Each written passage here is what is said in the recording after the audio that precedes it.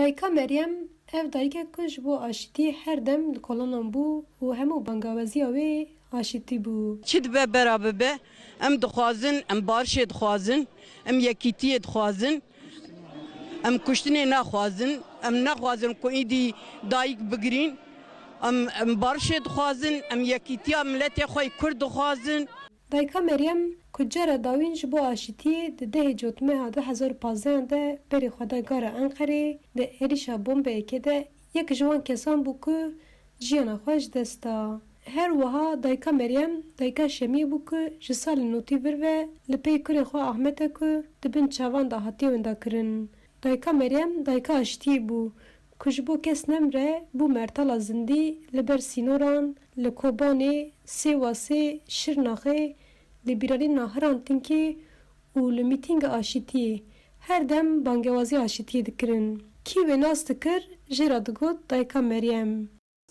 ما بخچه داتانی بابیم اختیار بو همه باش بو یعنی از او دیا خو فاصله ام نابد بخچه بدما اولا دیا من پر بارشت بس دو کذبه شو کذب جینه دی Dayka Meryem 75 salê bû.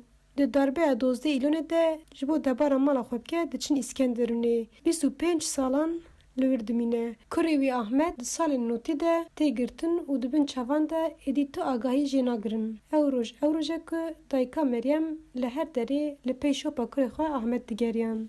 Keça Meryem Hikmet Polat ku kurê wî di refên YPG de jiyana xwe ji dest dabû dibêje di navbera mirina kurê min û dayka min de 6 mehe ye. مقاسي كوري فكر مقول برخي مرادة لدايكا خشتر نيفانانية كاسري راكة برينا تغدارة دايكا مغدارة تيجي بريني دايكا مدرمانكة. Kurê Dayka Meryem Şemûz Kurutçî sicada dayka wî ku her dem li ser nimêj dikir vala maye. Li vir nimîja xwe dikir û destê xwe vedkir û got ya Rabî tu aviye li ser vê agirî de berdî.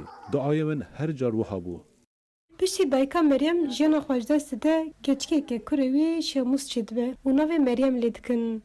Sozan Yaşar, Dengê Amerîka, Stenbol.